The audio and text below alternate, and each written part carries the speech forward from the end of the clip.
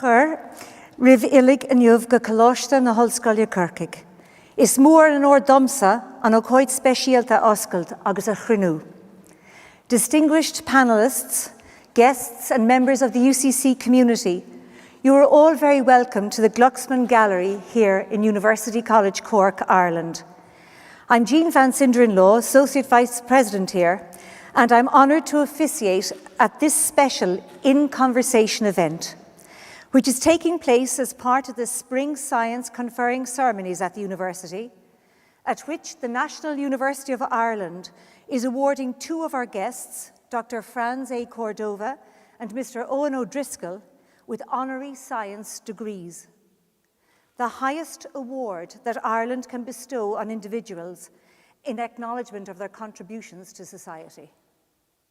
Please make yourselves comfortable, turn off your mobile phones or place them on silent, and please observe the fire escape exits. You can follow me. Through science, which we all know is the intellectual and practical activity of systematically studying the structure and behavior of the physical and natural world, we gain knowledge about how the universe works. Engineering is a branch of science which is concerned with creating and applying ideas to the real world. Our speakers today have all made an impact in the STEM world, the world of science, engineering, technology, and maths. Science, Technology, Engineering, and Maths, STEM. It is apposite that this conversation is taking place in the Glucksman Gallery, which is currently hosting an exhibition entitled Park Life, Biodiversity in Contemporary Irish Art, curated by the Glucksman Curatorial Team in association with UCC's Environmental Research Institute. Park Life, as you can see, is adorning our walls here. It presents the work of Irish artists who consider the biodiversity of the world around us, looking at how different forms of life thrive in the urban realm, as well as in more remote environments. Therefore, there is no better setting in which this In Conversation could take place than in a space and at an exhibition, manifesting the importance of the connectivity between STEM and the arts, essentially transitioning STEM to STEAM.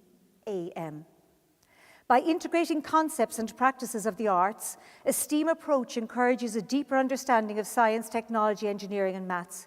And this understanding of the universe enables us to appreciate what we have, enhance the quality of all lives, and comprehend the consequences of our actions, and hopefully alleviate those consequences when they are being deemed as detrimental. All our panelists today are scientists, are engineers. This event, scheduled to take place for approximately 90 minutes, will flow as follows. I will introduce our first panel of two participants, Professor Sarah Culloty and the aforementioned Dr. Franz A. Córdova, and then invite them to take their places on stage. Questions will be posed of Franz and the conversation will ensue. After about 30 minutes, we'll draw that conversation to a close, and I will introduce our second panel of Mr. Owen O'Driscoll, Dr. Dennis Doyle, and that will be chaired by Dr. Sally Cudmore, and invite them to take their place on the stage. Mr. O'Driscoll is the outgoing chairman of the Tyndall National Institute, and Dr. Doyle is the incoming chair of what is a leading European research centre in integrated information and communications technology hardware and systems, and a research flagship of University College Cork, employing 600 researchers, engineers, and support staff, including 120 full-time graduate students. After a further 30 minutes, we'll open the floor and invite questions of all panelists. So, ladies and gentlemen, to the first panel. Dr. Franz Ann Córdova received her Bachelor of Arts degree from Stanford University and her PhD in physics from the California Institute of Technology. Dr. Córdova is a leader in science, engineering, and education, with more than 3 decades' experience at universities and national laboratories. She is an internationally recognized astrophysicist for her contributions in space research and instrumentation. She has served on both corporate and non-profit boards, often assuming a leadership position. She was the 14th director of the US National Science Foundation, a presidential-appointed, Senate-confirmed executive position. National Science Foundation is an $8.5 billion independent federal agency. It is the only US government agency charged with advancing all fields of scientific discovery, technological innovation, and STEM education. To broaden STEM participation from traditionally underrepresented groups, Dr. Córdova launched NSF Includes. She is the only woman to serve as president of Purdue University, where she led the university to record levels of research funding, reputational rankings, and student retention and graduation rates. She is also Chancellor Emerita of the University of California, Riverside, where she was a distinguished professor of physics and astronomy. She was the youngest person and first woman to serve as NASA's chief scientist and was awarded the agency's highest honor, the Distinguished Service Medal. For me, she says, there is no greater thrill than learning and discovery. I acquire both with my passion for studying the cosmos. Professor Sarah Culloty is head of the College of Science, Engineering and Food Science and director of the Environmental Research Institute, the institute with which the exhibition here, Biodiversity, has curated in partnership. She is a zoologist and a marine biologist in the School of Biological Earth and Environmental Sciences, where her main area of research is in ecological parasitology with a particular focus on molluscan diseases. Her research centers on pathogens, life cycles, epidemiology, diagnostics, and approaches to reducing impacts of disease, as well as the impact of potential climate change drivers on disease development in the marine environment. Ladies and gentlemen, it gives me great pleasure to welcome Dr. Córdova and Professor Sarah Culloty to the stage. Thank you.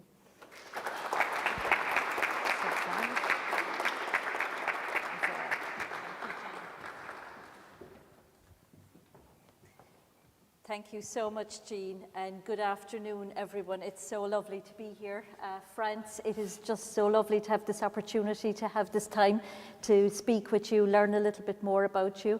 I suppose the first thing we want to say is we're so honoured that you're here with us and that we're able to recognise your achievements and that really close Irish-American relationship that we might hear a little bit about as well. So I suppose, you know, you've such a distinguished career. I mean, we could be here all day, but I want to take you back right to the beginning. You did a bachelor's in English and then did a PhD in physics. Can you tell me about that transition from doing English as an undergrad to doing physics for postgrad? Well, thank you, Sarah, and hello, everyone. I'm really, really pleased to be here. This is just an amazing experience, the whole ceremony that I was just a participant in, and just Cork, our first visit to Cork, and it's just lovely, especially today. So, thank you. So you started out by saying we don't want to be here all night, and then you asked me a question. Yes, which because I really want to be. So that's a challenge. So I think I was just in a generation of young women that were not encouraged to become scientists. It's pretty, actually, can be condensed into a very simple story that my attempts to learn more about science were, as a young girl, were often thwarted in the sense that I was just not encouraged, in fact, even discouraged in high school. That's right before college. And so I even though I loved science, when I started at Stanford, and mind you, I was the first young woman from my high school to be accepted to Stanford. So it seemed, college always seems big and intimidating to students no matter what. And you want to succeed and all. And so I just chose a path that I knew I could do well. I had been in drama and debate club and writing for the school newspaper and all in high school. And so I thought, well, and I love literature, so I thought that would be a good way to make sure I was successful in college. I took some science courses. My favorite was astronomy, actually. And so I graduated with an English degree, and I was accepted to graduate school in anthropology because I'd also taken a lot of anthropology and done some field work in Mexico, living among the Zapotec Indians. And I actually wrote a little book about them, and it won a prize, and so I got to go to New York City and work for a magazine. So I was really headed on an English post-degree English career, and then I got a job with the Los Angeles Times newspaper after that. So everyone thought that was going to be the path. And then I saw on television, public television, a special about neutron stars, which had only recently been discovered by Jocelyn Bell in the UK. And that just changed everything. I thought, wow, I'm on my own. I'm old enough to do whatever I want. What do I want to be by the time I'm 30? And I thought, that's what I want. I want to be an astrophysicist. So I just started all over again. But I skipped the first part, the Bachelor of Science, and I went right into a graduate program. And my professors were very there's a real difference between being supported by faculty and being not supported by faculty. And I felt the irony was that in graduate school I was supported, whereas in undergraduate and prior to that I didn't have that support. And that is a huge transition. I mean, going from an undergrad in English with some science over to physics for a postgrad. So that environment that you were learning in obviously was really key to that. And I mean, how did that enable itself in terms of how your supervisors supported you? What were the key things, that really enabled you to make such a huge transition? Well, I took background courses at a local university while I worked at Caltech, California Institute of Technology in California. And then I asked my professors, because they were getting to know me just being around there doing lab work, especially computer work for them, if I could audit courses. And they said, sure, but you have to take the tests and all that. So I did that for a year. And I just studied really hard. I did well, and so they all got together in a huddle. It's also the difference between a private school and a public school. In public schools, they're much more rigid about requirements. But in a private school like Caltech, the faculty can decide whatever it wants to accept you or not. And so they accepted me, and and then I just finished, and I just studied hard. That's all. Which is always so important. And do you think, though, actually, that the scientist you became was really informed by those undergraduate years? I mean, we talk now very much about, multidisciplinary focus, bringing things like the humanities into STEM. Jean was talking about STEAM there a minute ago. Do you think that those early formative years had a big influence on how your career after that and how you developed as a scientist? Oh yes, sure. For one example, I think if I hadn't had T.S. Eliot's books, I would not have made it through graduate school because there was a person who was more depressed than I was. And I thought his poetry exactly mirrored my experience going through graduate school. But I just thought the humanities background gave me an openness, a breadth, which I always went back to. It's just the need for all kinds of disciplines to work together. I was talking with somebody in the audience who's a new vice chancellor for research, and that was my first real administrative university job. After I was a department head, but then became that. And I just opened up the faculty to thinking about how to work together across disciplines. And yes, I think, Sarah, that's right, that I really think that that's where the creativity comes in, is when you can put minds from different backgrounds and disciplines together to do new things and look at things in a different world. Because sometimes that's the piece maybe that's missing from STEM, you know, that creative piece, which I think is so important in terms of the type of things we want to work on.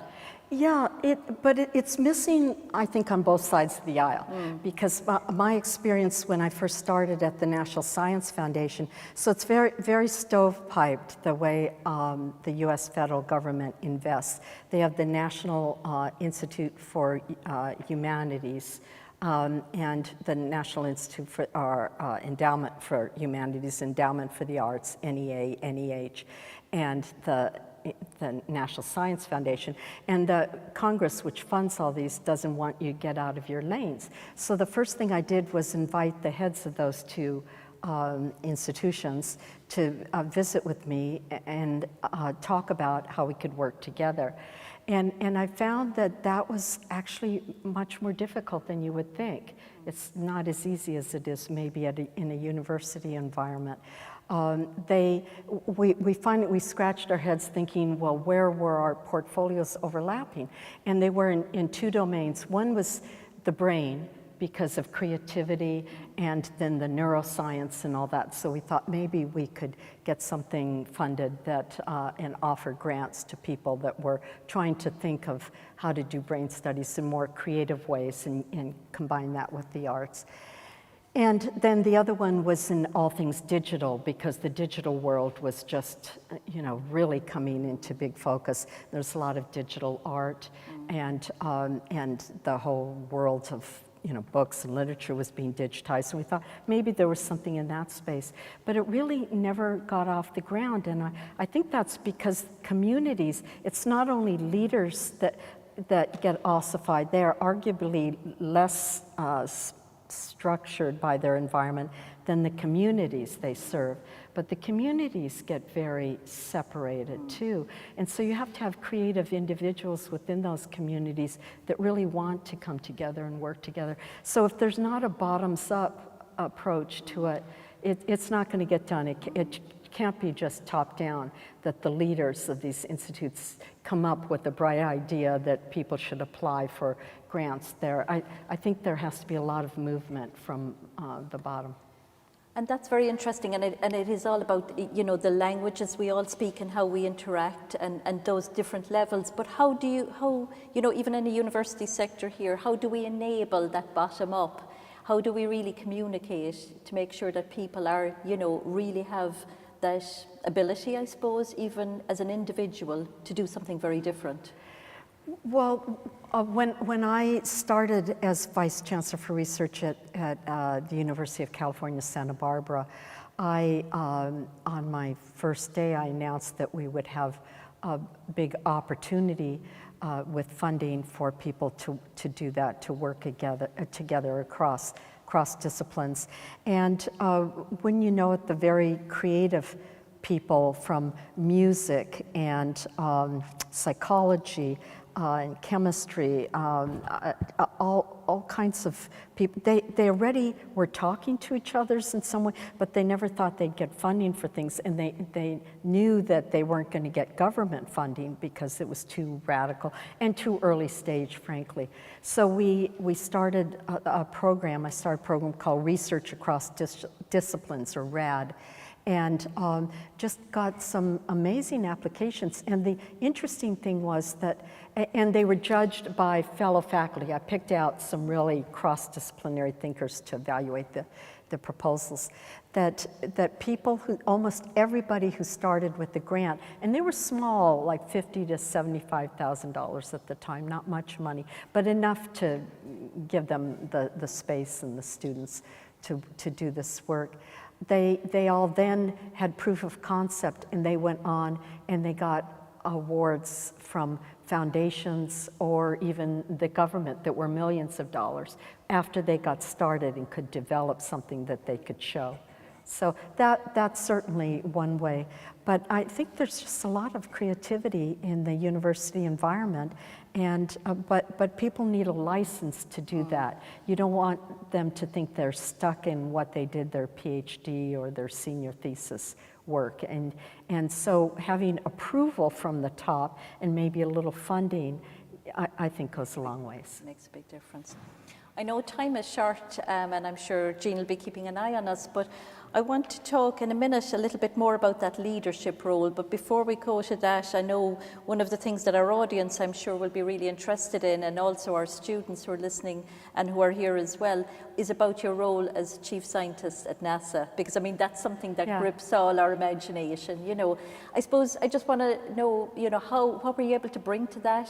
How were you able to change the role, and how fulfilling was it for you? Well, it's interesting that that was probably my shortest and job because I just took leave from the university and I wanted to go back and keep my faculty appointments, so they approved me for 3 years to go, which was a compromise between what NASA wanted and the university. And but yet it's the thing people always turn to, and I think it's because NASA is just such a big name, you know, so something we always envied at the National Science Foundation, that NASA's, and I have lots of stories about that, how being part of NASA has literally saved people's lives in the jungles of San Salvador and other places when they produce their NASA badges rather than their US passports, they let them through. So it does have a great reputation. What I brought there was, we had a visionary leader, Dan Golden, who was the head of NASA. He's the longest serving NASA administrator for a whole decade. So he went through 3 administrations, which is unheard of today. I mean, I went through 2 at NSF, but it's pretty hard to go through different administrations. Especially NASA, everybody wants that job, you know, and he came from industry, from TRW. And he wanted to make NASA more science-driven. Okay, he was an engineer, but he thought we can build anything, but it has to be with good science goals. We have to know where we want to go and why. And so he said, France, your job is to bring in top scientists from everywhere and tell me what is, you know, what is hot, what is worth pursuing, what are the big questions? So we decided that we would define those through a series of symposia. And instead of just inviting one person to talk with us, we'd invite 2 or 3 so that there was a point-counterpoint. People had different ideas, because these were big ideas about like what we would find if we went to Mars and really explored it. And were there, this was pre-exoplanets, you know, were there planets around other suns? And so what that led to was the foundation of astrobiology.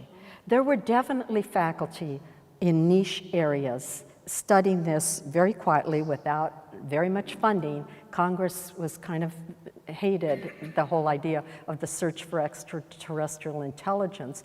And what Dan and I did was to change the narrative from looking for extraterrestrial intelligence, which they were poo-pooing in Congress, to looking for extraterrestrial life. And just that word of changing from, people would say, oh yeah, there could be life. Maybe, you know, not intelligent life, but life. How did life form on our planet? And so that changed everything, and Congress started funding it. We created the first Astrobiology Institute at NASA Ames, got a Nobel Prize winner to lead it. And now it's just, I mean, there are conferences all over the world and everything, and it's really a great discipline. So that was one of the things we did. And the other thing was just to work better with the other science agencies.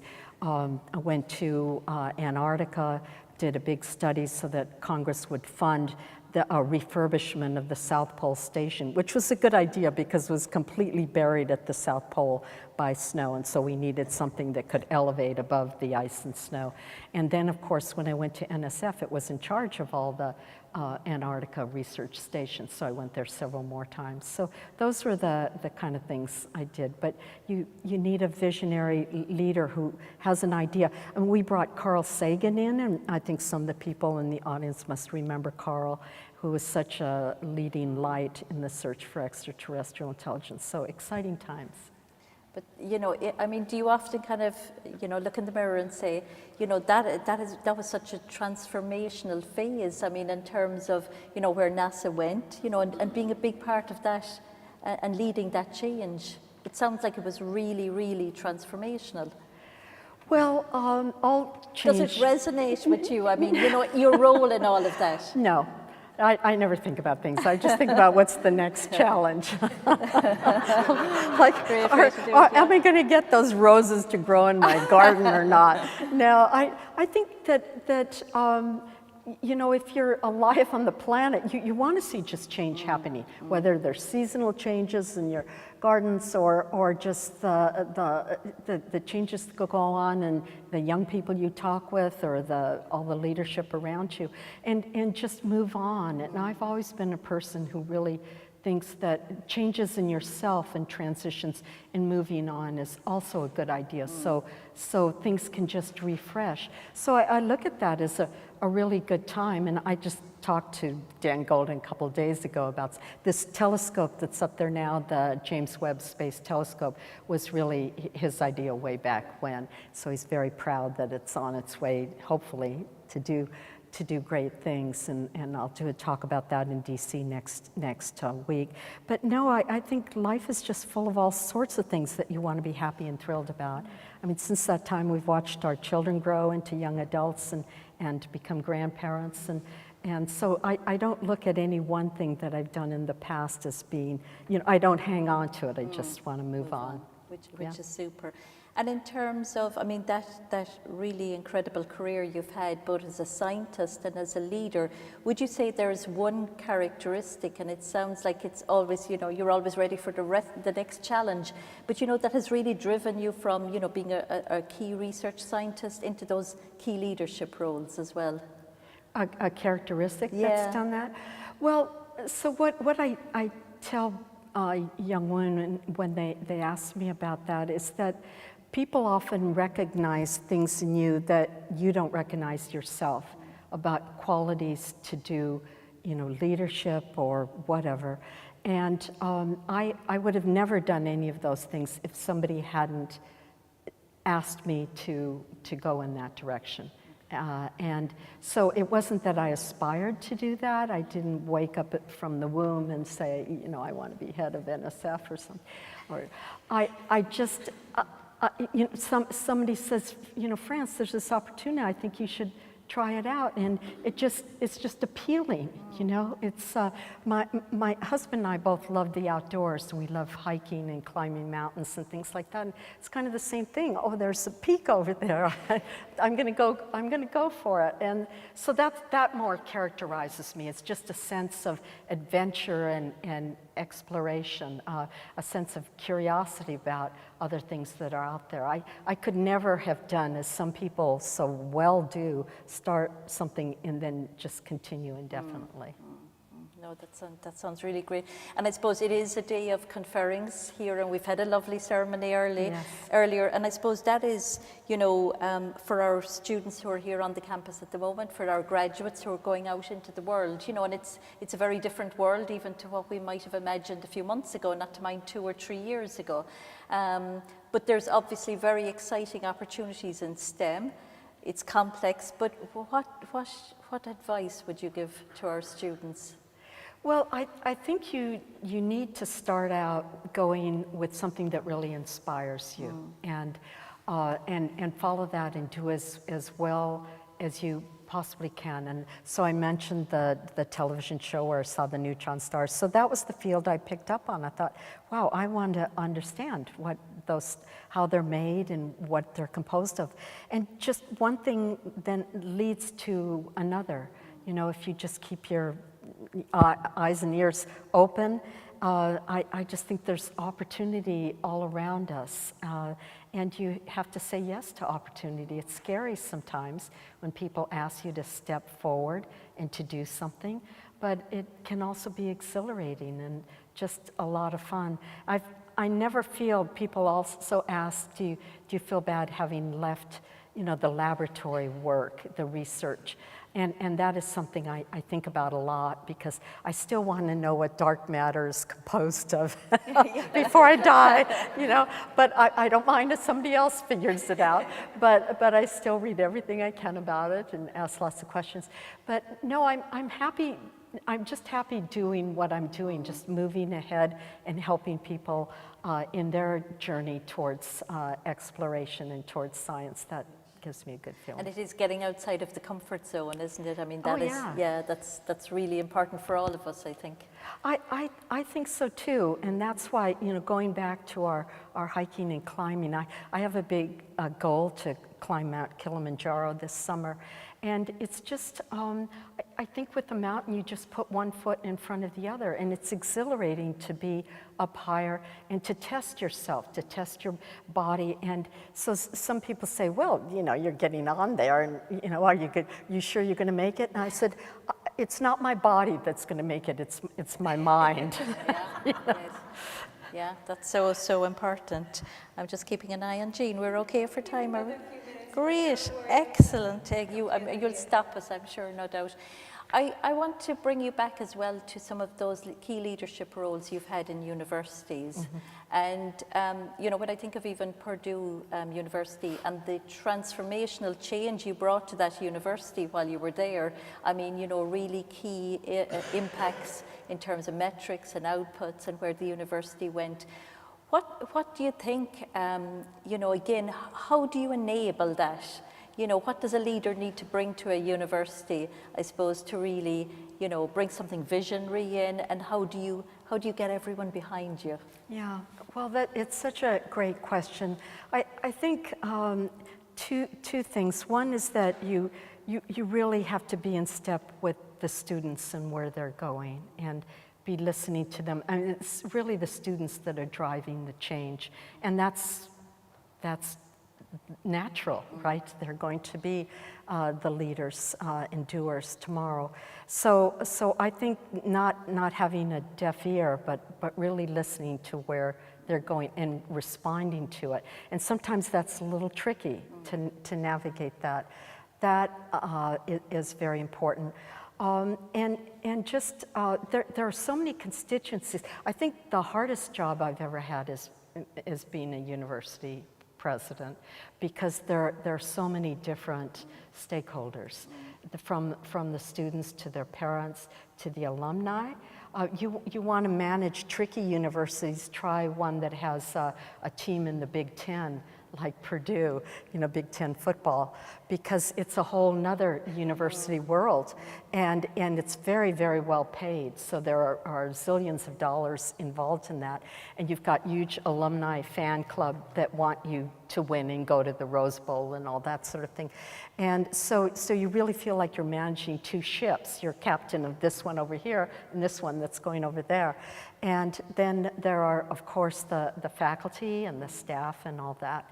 So I think just being a really good listener, because people will sometimes have conflicting values, and you have to sort through those, have a lot of meetings, be really listening to people. So I think there are great challenges in university leadership. So, and I admire both yesterday on a walk with JP and today from your president, O'Halloran, I really learned about all the cultural and social changes that are happening for universities. This university, the places where students have to have repose, to get their heads together, to think, to experience their own cultural backgrounds and things. And so one of the big things I've learned, Sarah, is that it's not all about the curriculum. It's important to have a really dynamic curriculum and to have some creativity and allow students to have special programs and one-off courses and all that. But I think the most important thing is that they have an environment where they feel they can thrive and be comfortable. And no matter how different they are, that they can be successful. And frankly, that's what I loved about being a student at Caltech, is everybody felt they were an oddball, but that they were a whole campus of oddballs. Yeah, and so we felt comfortable, and there was a lot of respect for that. So one of the hardest things I did at Purdue was to approve the students doing an LGBT Q Center, and those were early days for that. Not super early. Lots of universities had done that, but the trustees of the university you know, so I had to balance that because they were from different generation where you were completely blind to the needs of those students. And so there are just so many challenges, I think, that come your way as a university president. So I think for everybody in this audience, support your president. It's a really tough job. A bit of sympathy. I know Jean is giving us the idea. We've just probably time for one more question. And I think, you know, it comes to something you were just mentioning there and about, you know, a big focus for us here now is, you know, equality, diversity and inclusion in both our students and in our staff. And certainly even from a STEM perspective, we know that we're never going to be able to really address those big challenges we're working on unless we have an inclusive community working on them. So Franz, if you were to give us any advice, or what key elements did you find really helpful in terms of, you know, supporting that diversity? Well, again, it comes back to really listening because environments differ, even within, you know, a city, a country, and so on. And so we started this program at NSF called Includes, but it was really based on community action in local environments, where every environment that inclusion and diversity meant something different. And so I don't think there's a whole picture that you can draw from it. It's about understanding the environment and having people come together and deciding what are the next steps you can do, how you can make that a more productive environment. Super. Thank you so much. Thank you, Sarah. I would have happily stayed here all day, but unfortunately, thank you so much, friends. We really appreciate it.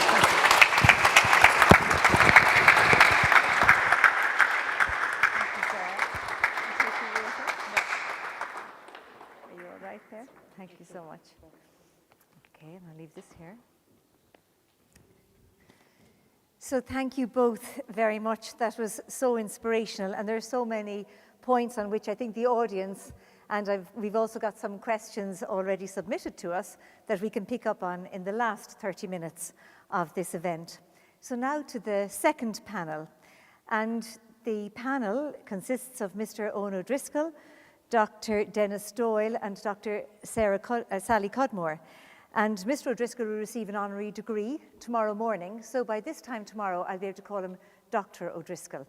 So for now, Mr. Owen O'Driscoll, after over 25 years working in the ICT industry in Ireland and the US, where he held senior positions at Nortel, Wang Laboratories, Stratus and Lucent Technologies, Mr. O'Driscoll's focus over the past decade has been on Irish firms and on Ireland's enterprise and science policy.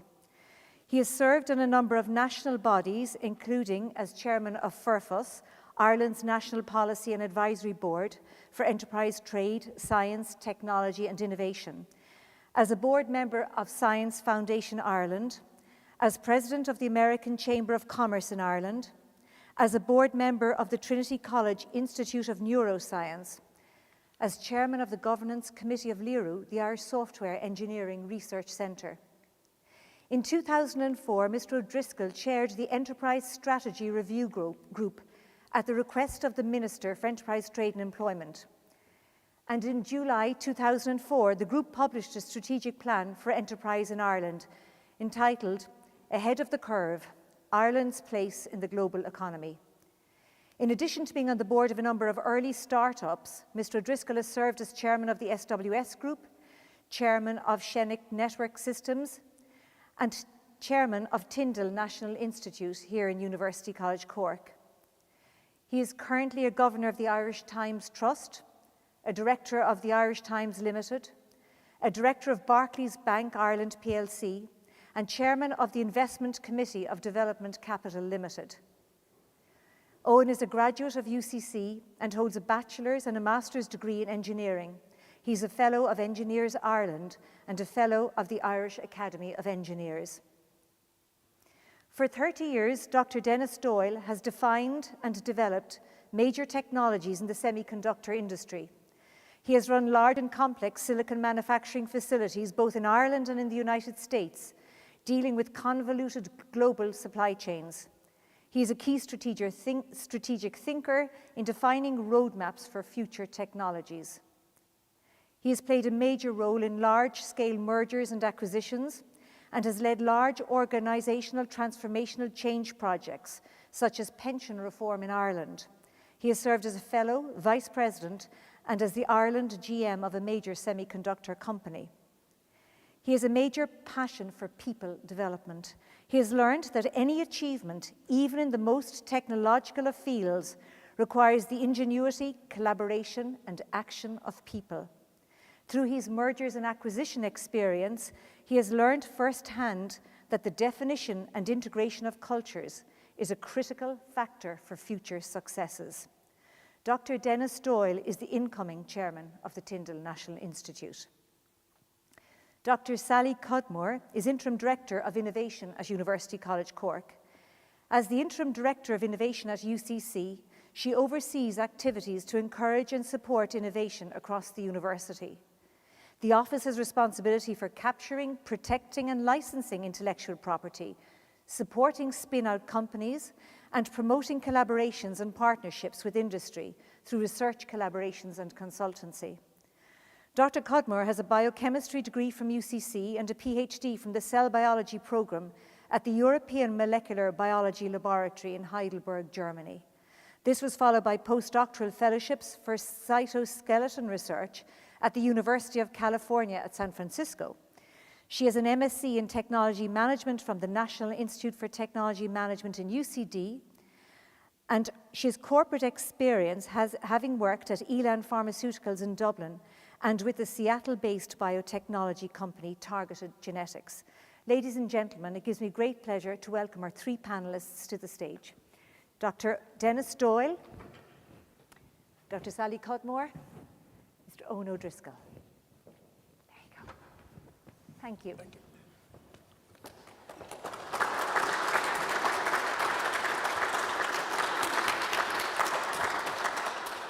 Thank you very much, Jean.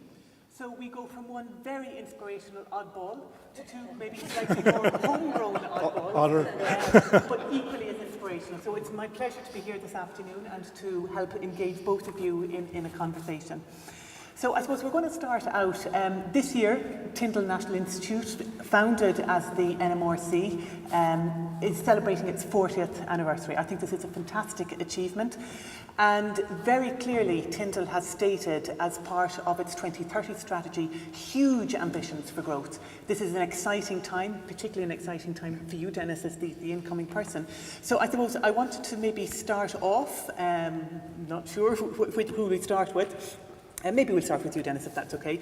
Opportunities for growth. You know, where do you see the huge opportunities for growth, and maybe what do you see as some of the challenges in that journey ahead? Okay. First of all, I'm delighted to be here and delighted to take this new role, and really looking forward to it. It's coming home. I wasn't quite at the 40th beginning of the NMRC, but pretty close, shall we say. So it does feel somewhat like coming home. I think the pandemic has kind of changed the environment and changed the tone around semiconductors in particular, but technology in general. I think we realized during the pandemic how reliant we had become almost seemingly on technology. And that could be from fiber optic broadband, obviously, and not just having broadband, but having it reliable, having been always connected, and if one goes down, have kind of cell backup and so forth. So we really became dependent on that. We became dependent very much on even having our computer, laptops and so forth, and something we'd always assumed was available to us. So I think, you know, that, if you like, reliance has really, if you like, resonated, and certainly resonated at policy level, and we see that now in the CHIPS Act, which we'll probably talk about later on. But it's a recognition, if you like, that technology is really important going forward, and we need to have some sort of degree of self-sufficiency in that technology. Also, technology, I think it realizes technology is not just about the platform companies. There's been a narrative maybe for 10 years. It was about, if you like, providing Teams, Zoom, Facebook, and so forth, where all that technology, if you like, is underpinned by what you maybe simply calling it hardware technologies, but more fundamental science and fundamental manufacturing and fundamental technologies. So I think that realization has come. So I think there's a sea change in attitude now towards both the supply chain side of things and also in terms of the research. So I think there's huge opportunities there. If you merge them then with the actual trends that were there already, there is huge opportunities for growth. A lot is talked about Industry 4.0, for example. And while there are certain sectors that are really highly automated and really advanced, there is an awful lot of sectors, and surprisingly many sectors, that haven't really embraced the digitization or even the automation agenda. That's going to become really important because, as economies develop, people don't want to work shift anymore. So automation is going to be a vital part of manufacturing into the future. So that whole 4.0, which also means that you're not just interacting computers or the digital world with people, which is well established, but computers interacting with each other, machines interacting with each other. So there's huge opportunities for growth in those areas. I think the whole, obviously, energy sector is really important. And it's still surprising how inefficient electronics can be, how inefficient systems can be, and how much wastage there is in systems. Every time you go from your 20 volts down to your 5 volt USB, there's a lot of power dissipated there that's kind of lost, shall we say. So that power sector, the power electronics, is really important as well. So that's another area that's really important. And I think the whole autonomous driving, electrification of vehicles is something that really requires a lot of technology advancement as well. And I suppose finally the one I pick out is healthcare, and in particular clinical grade, if you like, analysis or vital signs monitoring for both in the clinical setting but also for the home. So there's huge opportunities for growth. There's huge opportunities for, if you like, I'll talk about the hardware side of it, that involves sensors, semiconductors, optical devices, and so forth. And I suppose the good news is from a Tyndall point of view is they're all the areas that Tyndall are already, if you like, have a lot of research going on in. So the areas that are defined under Owen's leadership, shall we say, definitely are the right areas to meet both those supply chain issues and also in terms of the new technologies that are coming down the road. So yeah, opportunities are huge, and certainly the plans and ambitions for the growth of Tyndall are well founded. Great, thank you. I suppose it's been very fascinating to see over that 40-year journey, what was initially set up at the Microelectronics Research Centre. The boundaries, I suppose, between the areas have blurred. Who would have thought back then that Tyndall would now be working in health, in agri-tech, and I think it's been a fascinating journey. Do you have anything in particular, do you think, to add? Yeah. I think when you ask people, why is Tyndall a good place to come as a researcher, they will tell you that they're attracted by the multidisciplinary environment, the fact they're physicists, chemists, mathematicians, the fact that we deal with the whole range from atoms to systems. And so by bringing together microelectronics, nanoelectronics, photonics, Tyndall has achieved a scale that's unique in the Irish research environment. Also, it acts as host to SFI centres like IPIC, which is very much on a national scale. It's a spoke for confirm and advanced manufacturing, for connect on wireless communications. So it really has achieved a scale which allows it to continue to grow organically as those areas grow, but also new areas like quantum computing, and a new centre announced there. Energy, again, the approach from atoms to system, probably complementing what goes on in Marai on campus. Healthcare, as we talked about, and also there are some new groups in wireless networks. In terms of the challenge then, the biggest challenge is talent. I mean, I know it's tried to say it, but it's about attracting, retaining, and developing the right talent. And probably the easiest win that we can have there is in the area of female participation. If we look at what happens, we have, as somebody said earlier, about 120 people who do postgraduate studies. About 40% of those are female. When you get to junior research level and postdoc, about 30%. When you get to senior researchers, 20%. When you get to heads of function and above, 5%.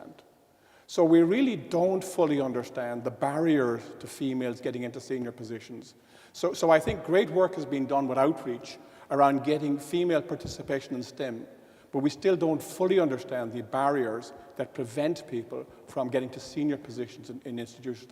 And it may be the combination of family care. How do we compensate for lack of published work while people are out sort of in other functions and so on. So that probably is the biggest challenge going forward in terms of how do we scale to a level. I mean, Tyndall has been funded to double in campus across we will not achieve that without talent, and we will not achieve that without getting more female participation in the organization. Yeah, and that is...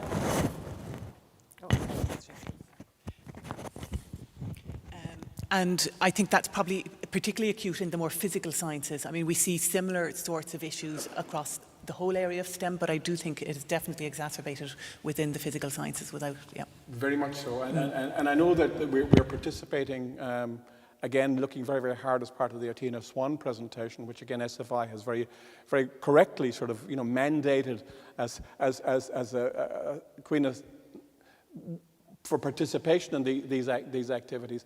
But I saw some numbers there recently which says at intermediate cert level, I mean, it's about 50-50 female participation. When you get to leaving cert level, there are 9 times more females doing biological sciences than physics, for example. So there's something wrong. It may be teachers, it may be, and we have the role models. I mean, you look here on the stage today, we look at sort of Franz, we look at yourself, we look at sort of Sally, we look at sort of Jean, we look at our board with Anita Maguire, we look at sort of Anne Kelleher and so on. So the role models are there. So it's not just role models anymore. It's actually finding the barriers to that participation. So Tyndall, as we all know, is a national institute and it's embedded, it's anchored in Cork. What can we do, I suppose, to further enhance and maximise this partnership into the future? I think we need to remember that Tyndall Tyndall is all about impact from research excellence. So in a way, it has 2 goals. It is an important part of the research infrastructure of UCC and needs to remember that. On the other hand, it needs to deliver as part of the national innovation ecosystem in terms of getting impact from industry. And again, this mirrors a lot of kind of what's been there around Science Foundation Ireland. It's a fine balance. I mean, I say to people that we exist on a fault line between the universities and industry. And if both are not a little unhappy, we're not doing it correctly. And there's always some tension there. UCC will say we'd like more published work, and industry would say we'd like more startups, we'd like more sort of foreign direct investment and so on.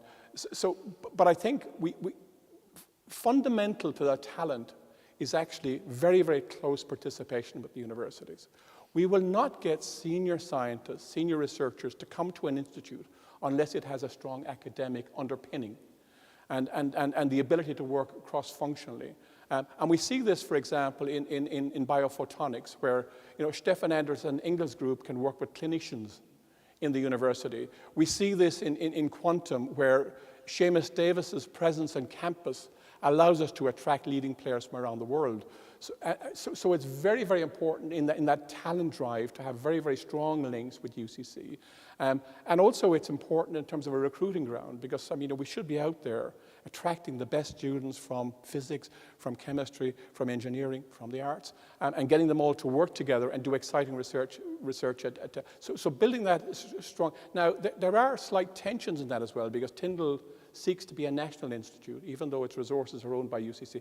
So it's a very fine balancing act, and really only works when the president and the head, the CEO of Tyndall, have a common understanding of the fact that this is a fault line that they have to walk together.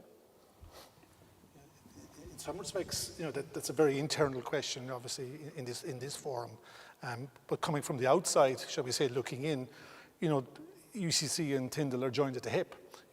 Tyndall relies heavily, obviously, on UCC for infrastructure, for governance, and all the systems that if we allow it to function and do it separate.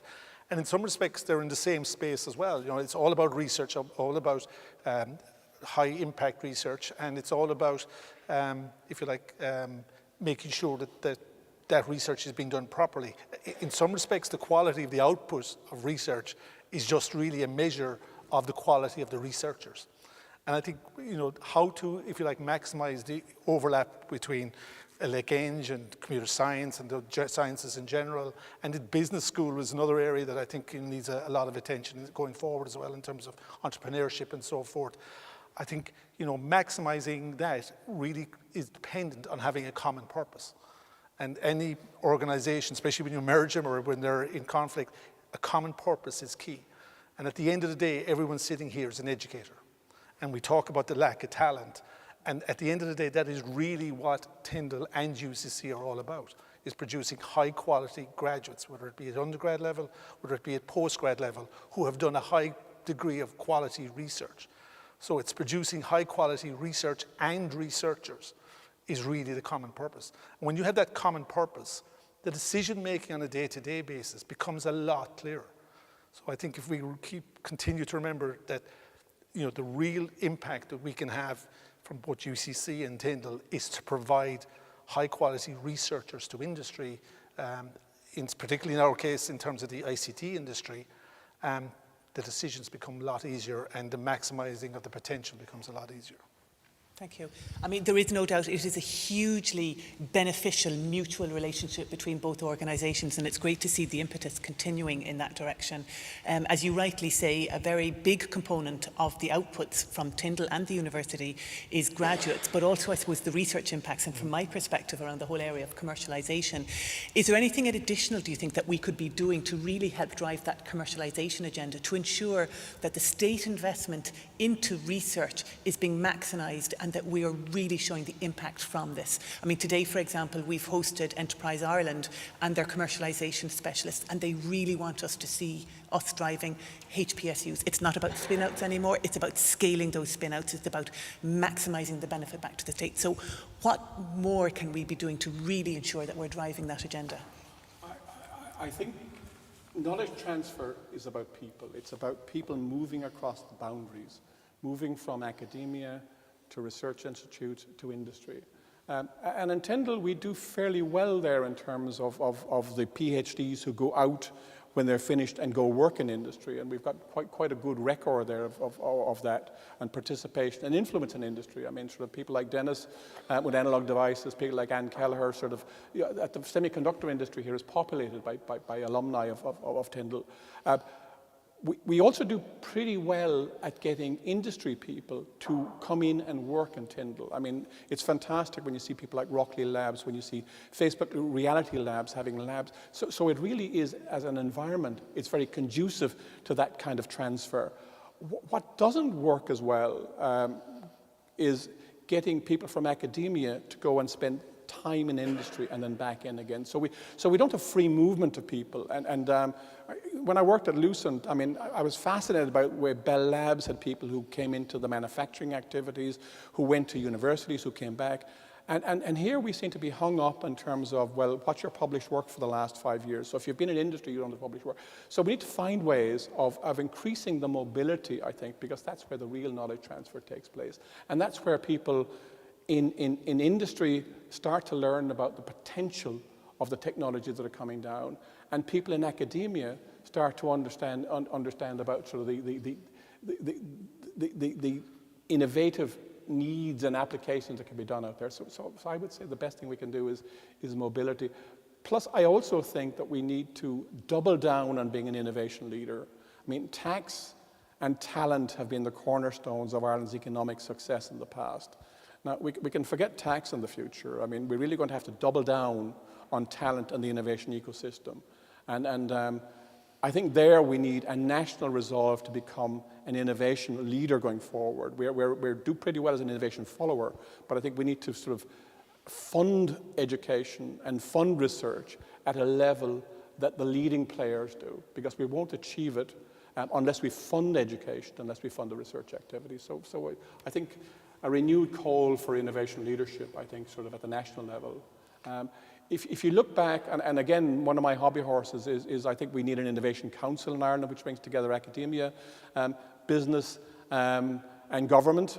ICSI was the Irish Council for Science, Technology and Innovation. It started the technology foresight exercise, which started Science Foundation Ireland. So the first big shift we had in terms of becoming an innovation economy, in my mind, was actually that activity, which came out of these forces working together, and we may need to look at replicating that going forward. I suppose just to endorse, first of all, the talent side of it. It's what's the impact of research. It's the impact of researchers as well, I think, and access for companies and availability of those researchers are important, or at least exposure to them is really important. But one thing I think there's, I think we have, and by the way, the SMEs sector is another sector that probably has been somewhat excluded, so I'm not surprised that Enterprise Ireland will be saying that their impact isn't being seen in industry, because when you have smaller resources in a smaller company, getting access to Tyndall researchers or UCC researchers can actually be quite difficult. And I do want to call out Mark's, you talked about mobility. Mark had a program, Mark Ferguson in the SFI, of transfer of a fellowship program, which I know Analog Devices benefited hugely from, having a researcher for a year, a postdoc on a key topic in the area you needed at that particular time was absolutely vital. So that mobility agenda, I think, is really important. I think one of the things that we suffer from maybe is this linear concept in our head that we have research that's going to end up in industry and the commercialization. More and more, if you like, impactful solutions require multiple innovations. They're multidisciplinary and so forth. So I think one of the roles that Tyndall does play and should continue to play, and even play at a greater scale, is being the connector, if you like. And if you read the charter of Tyndall, it says it's the focal point for ICT in Ireland.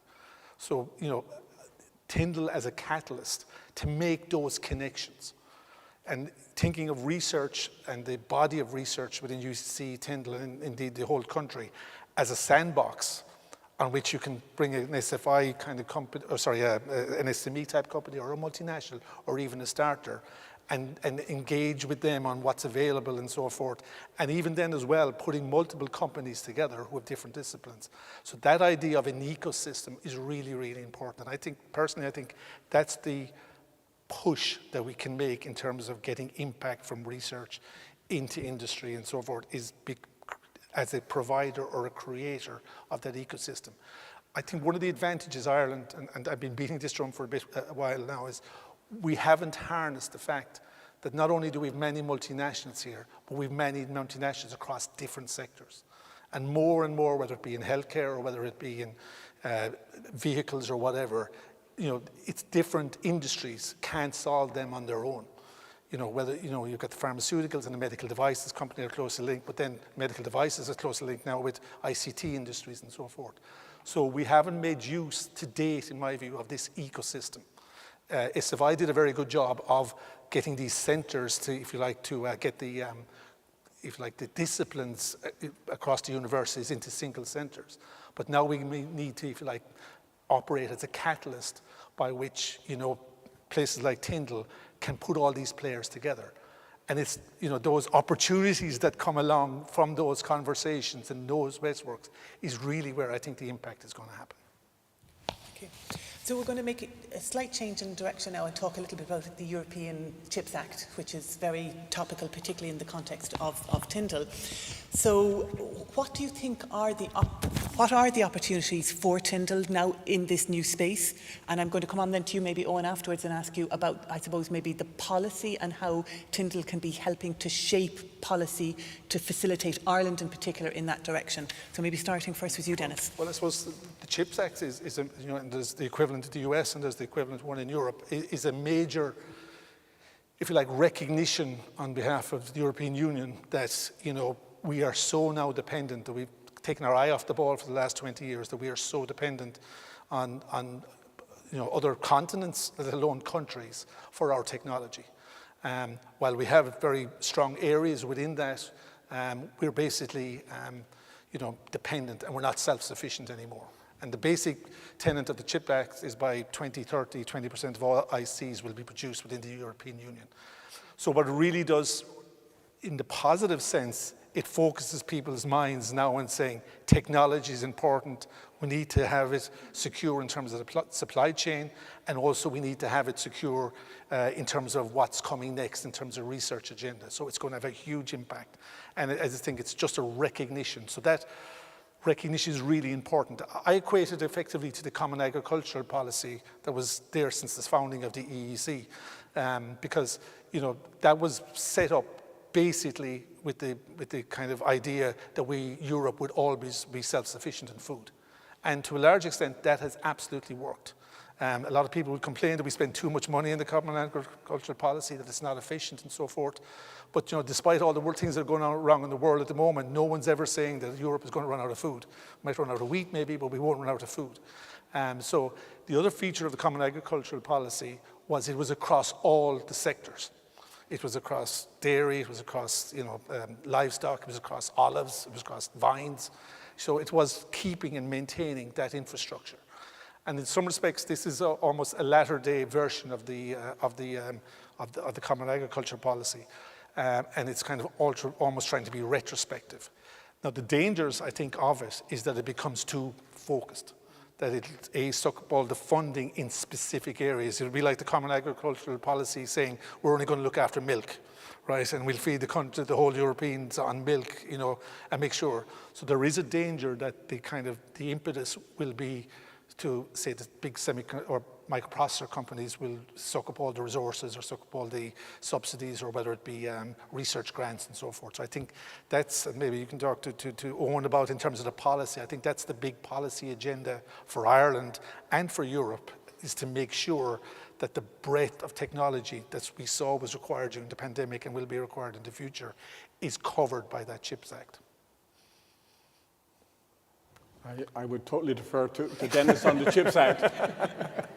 But I suppose we could use this as an opportunity maybe to talk about what maybe can and should Tyndall be doing more particularly in the policy piece. You did mention an innovation council. So I suppose how can Tyndall start to be influencing both the national and the international agenda in relation to this research space? I think, as Dennis pointed out, there's a danger with the CHIPS Act that it will all go to some mega fabs in Germany or France, and therefore we will say we've met our investment objectives in Europe. But in fact, the European supply chain, the European capability in fabrication and packaging and so on will not exist. I think Tyndall has a real ability. It operates a fab. It has customers operating fabs internally. And these are flexible fabs. I mean, so you can actually go in and mess with them. You can't mess with Intel, or you can't mess with sort of the other ones, because it's a very regulated environment. So I think there's a knowledge and an understanding in researchers and practitioners and people who run facilities there that can advise government and allow people from the departments to participate in the various fora in Europe and be knowledgeable. And we're fortunate in the past, because of the way Tyndall is funded, we have a strong relationship with the government department.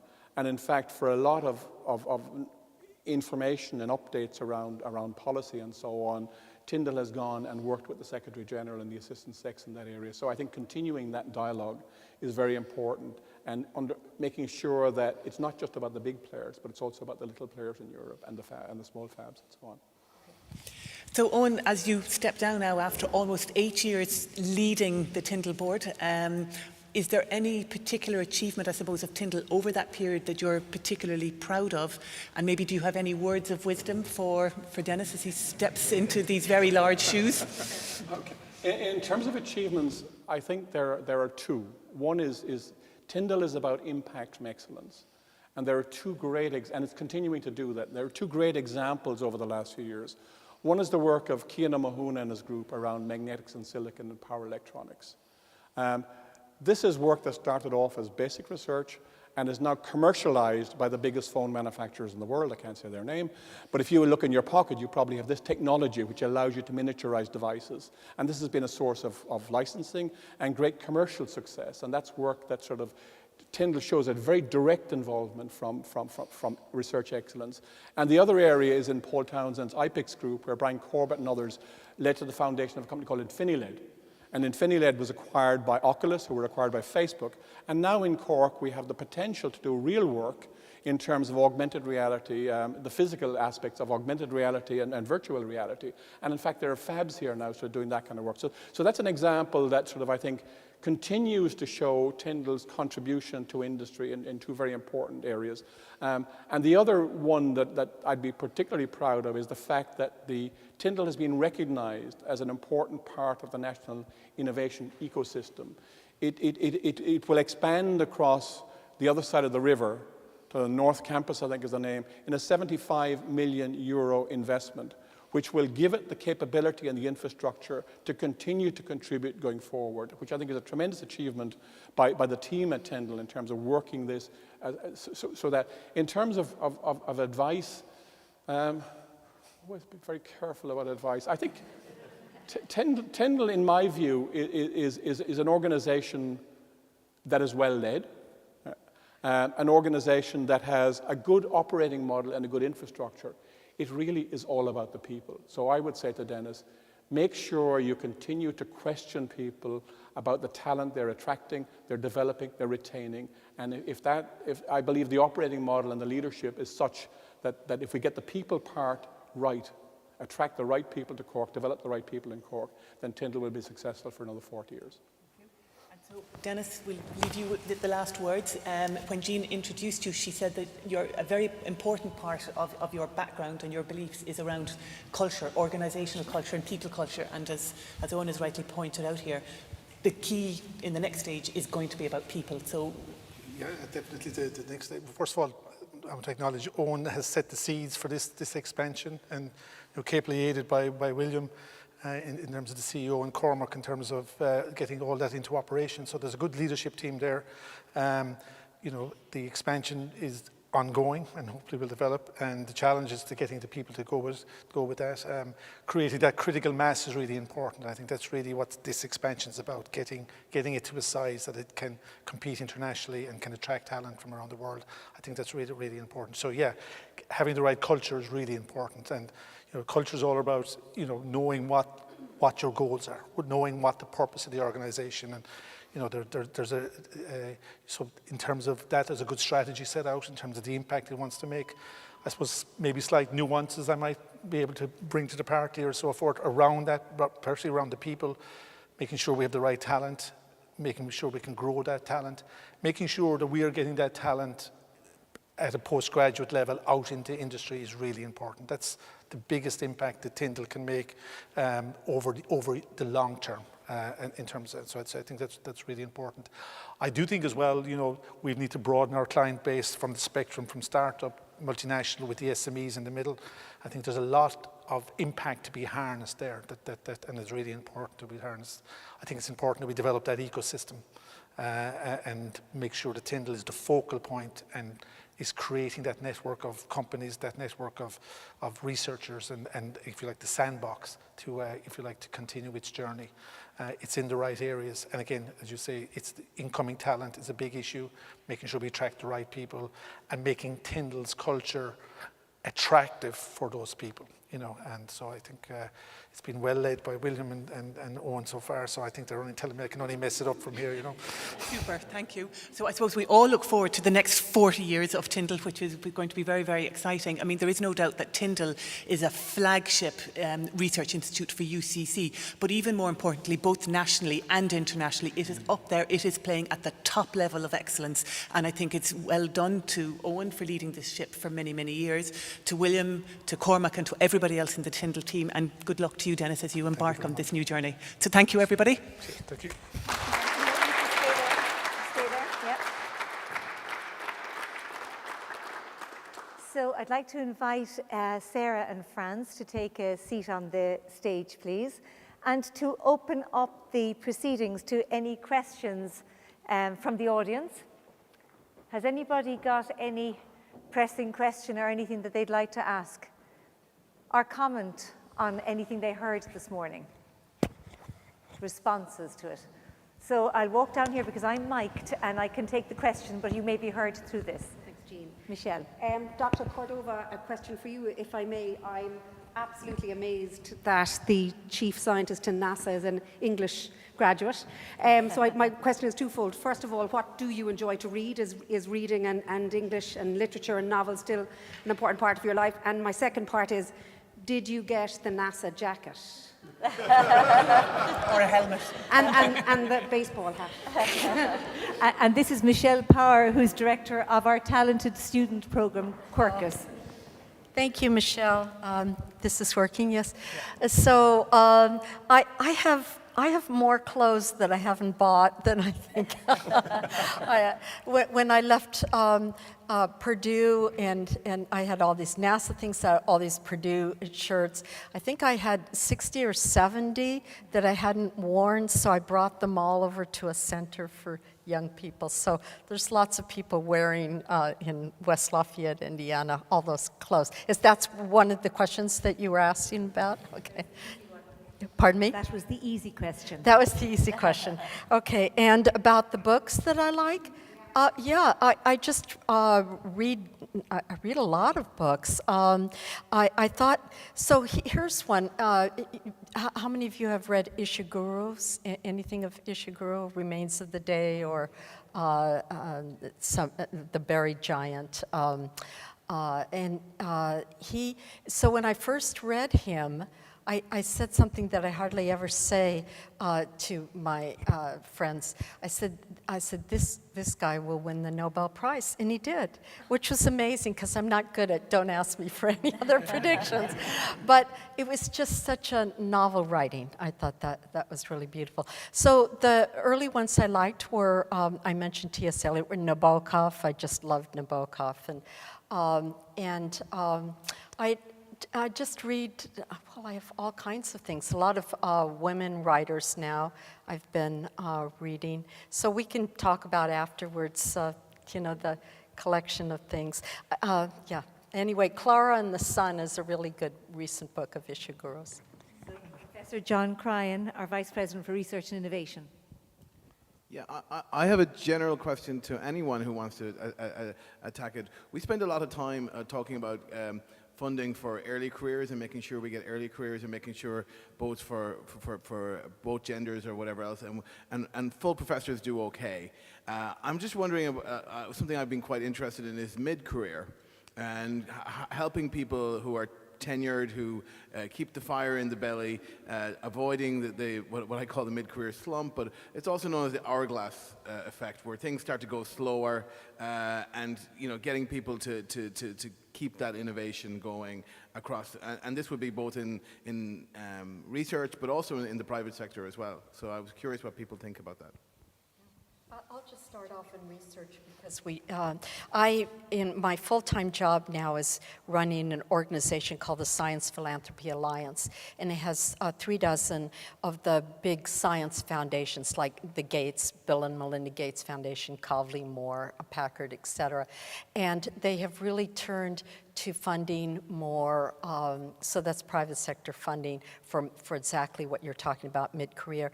And I think it was the Simons Foundation, one of ours, that just announced their pivot fellowships, and I thought that was a really interesting one to do. It's that you get kind of stuck, as I was saying earlier, on your PhD work, and you just keep going that vein because you can more easily get grants, and so. But you have a great idea, and you'd love to branch off. Then that fellowship is for you. So I would say that at least in the private sector, there's much more attention on that. And also, when I was in the UC system, they do a study of the faculty. There's a few hundred faculty in the whole system, or a few thousand, and of assistant professors, associate, which is the mid-level, and the full professors. And it's kind of a happiness study on, and you're absolutely right about the hourglass. The most unhappy were the ones in the middle, not the new ones who come in full of energy, or the full professors who now have full, they can do what they please, but it's the associate professor, that mid-level. Thank you. Any other questions from the audience? Sinead Hackett, who's in charge of our Dean's List in Cork University Business School. Thanks very much, Jean. Inspiring, and it's such an honour to listen to you both in terms of your experience and what you've brought to your respective areas. And for me, I suppose we've heard all of the success that you have had over the years and how you've managed to get there. What I'm most intrigued about is, it's the hard days and it's the challenges that you've had to face, and the adversity, and how did you both face that? How do you kind of, I suppose, when you're put up against it, and I'm sure that in order to succeed in terms of how you have done, it wasn't easy at times either. So what gets you through the day facing the hard times, I guess? question. Who's going to take that? Part of it is values. Part of it is believing in what you're doing. I mean, you know, as somebody said, when you're walking through hell, there's only one option: keep walking. But it is very much around, I think, sort of, you know, not planning too far ahead. You know, looking at the opportunities in front of you, trying to make sure you maximize that for everybody around you, and that really, you know, when things are not going your way, you have to look inside yourself and say, am I true to my values? Am I doing what I think makes sense? And if you can answer that, now you can't be arrogant about that. You've got to touch base and listen to people and so on. But if you have good people around you, good advisors, you know, good people who honestly tell you what's happening, then I think you just need to keep the focus on your value system and on the objective that you've set yourself. I think the Beatles said it all. They said, I get by with a little help from my friends. There's a very interesting video clip that's, I think it's pretty famous, by Jeff Immelt, which is, who was the former head of GE. And he has this thing about, you know, he goes at home at night, and to say I don't take it personally is rubbish. You know, everyone takes it personally, and all the criticism, things are going wrong, and he gets a good night's sleep, and he wakes up and he looks in the mirror in the morning, he says, hello, handsome, right? And the point being is that to be a leader, that's the resilience you need. You need, people are looking towards you to provide leadership, and you can't bail out on them at that stage. So it is kind of regenerating yourself and taking the time to regenerate yourself, to learn more, to take advice from people you trust, so forth, and to provide that leadership. So I think that resilience is a key part of leadership. Thank you, Dennis. We have a question here from Paula Cogan, President of the Cork Chamber of Commerce. Can I just ask, I suppose it's two-parter. One is, how has COVID impacted, do you think, on academia and research and development, positively or negatively? And also, when you talk about, you know, attracting talent, I mean, it's, from a chamber perspective, we have 1,200 members, and it's the #1 issue for all companies at the moment. How much of that is down to having the right people, the right academics, and how much is actually down to the place, the quality of life associated with living in an area as well?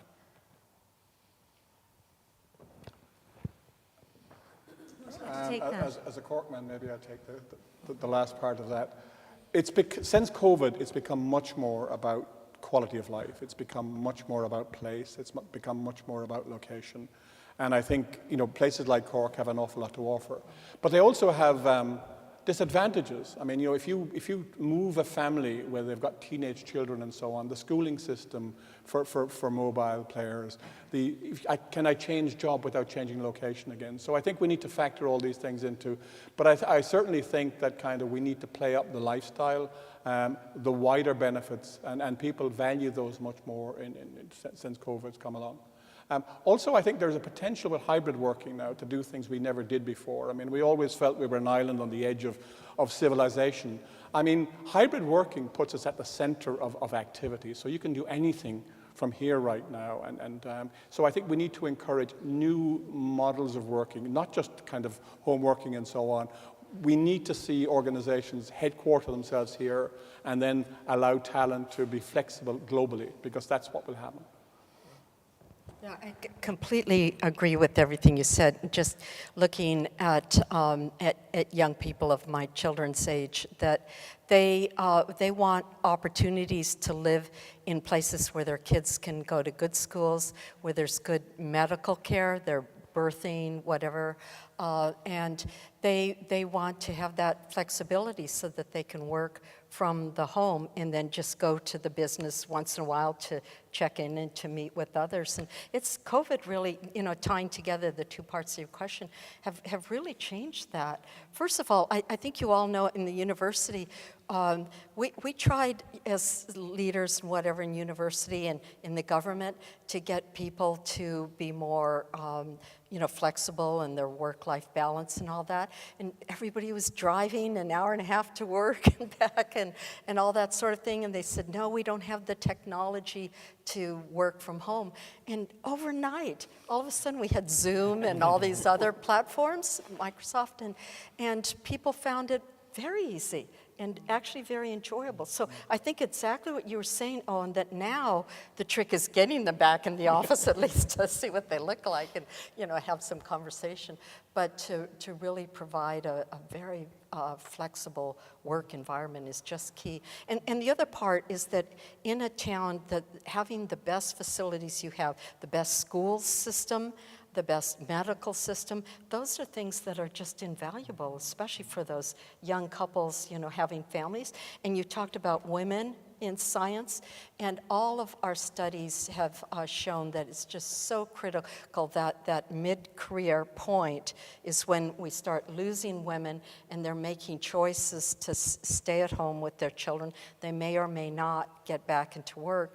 And so anything you can do to make the environment more flexible, more creative for them is just key to holding them on and getting them to get higher positions. And I think the other thing that's happened over COVID as well is the huge opportunity for us to be much more international now.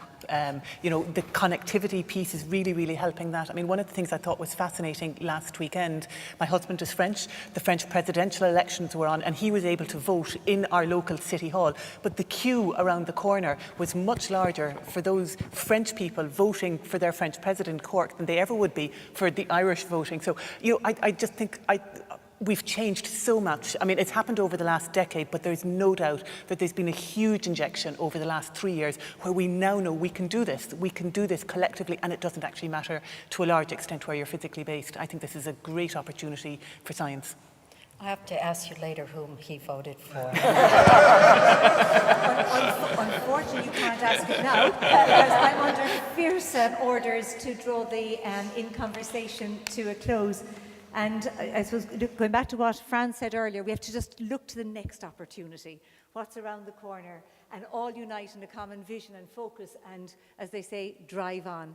So I just want to say thank you really very, very much for being wonderful panelists, moderators, contributors this morning, and to thank all of you, our audience, and our online audience, Gurv Mila Mahagwiv Galer, and thank you for joining us and looking forward to continuing the discussions, because many of the questions posed this morning, even the last one there by Paula, is the basis for a very good and long workshop.